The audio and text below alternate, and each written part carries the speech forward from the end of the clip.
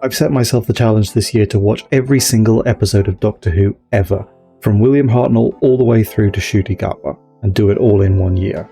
This is a quick recap of the first season of Doctor Who, starring William Hartnell as the Doctor. Ian and Barbara are science and history teachers at Coal Hill School. Their pupil Susan is a little bit weird, so they think it's appropriate to follow her home from school. Naturally, they get kidnapped by Susan's grandfather, the Doctor, who is an alien? Probably? It's a bit vague. He has a time machine called the TARDIS. It's bigger on the inside than on it. You know all of this bit. They end up in caveman days, and they nearly die in a place called the Cave of Skulls. Turns out the Doctor doesn't know how to pilot the TARDIS at all, so they end up on planet Skaro, where they meet the Daleks. Daleks fought a war with the Thals on their planet, and they've ended up irradiated mutants living inside robot bodies. They've become dependent on the radiation, so they want to detonate another bomb to make more of it so that they can survive. Luckily, the TARDIS crew and the Thals manage to stop them, destroying all the Daleks forever. This is essentially a bottle episode, but it's the first indication we get that the TARDIS is actually alive. Basically, a switch on the TARDIS is broken, and the TARDIS tries to let the crew know by making them all hypnotized and murdery and then melting all their clocks.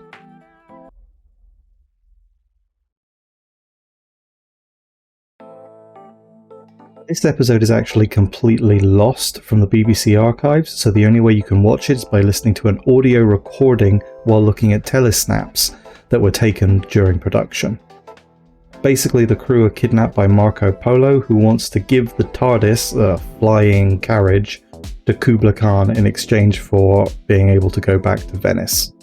On the way, they foil an assassination plot and get lost in a place called the Cave of 500 Eyes. This is a glorified fetch quest. Basically, there's a giant computer that can make everyone good, except parts of it are missing all over the planet, so the crew have to go off and find the parts and bring it back. The planet itself is the weirdest planet in the universe. It's got an acid ocean, brains in jars, genetically engineered killer plants, and frozen zombie nights. In the Aztec era, Barbara is mistaken for the reincarnation of a high priest. Doesn't matter that the high priest used to be a man, the Aztecs just quickly accept that Barbara is the high priest and is just a woman now with barely any explanation. I mean, are the woke mob just gonna... High priest was always a man. Hashtag not my high priest. Over the course of this serial, we also find out that Barbara knows a lot about Aztecs, which makes sense because she's a history teacher, and that Ian knows how to defeat a hardened Aztec warrior using only his thumb, which makes sense because he's a science teacher. The Sensorites are a bunch of aliens that are highly sensitive to light and sound, and are also too stupid to realize that they all look identical outside of their clothing. As soon as a human points it out to them, they instantly invent identity theft.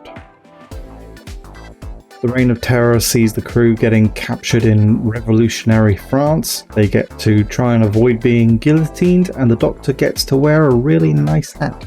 That's it for Season 1. If you like this, please like and subscribe, and I'll do more of these.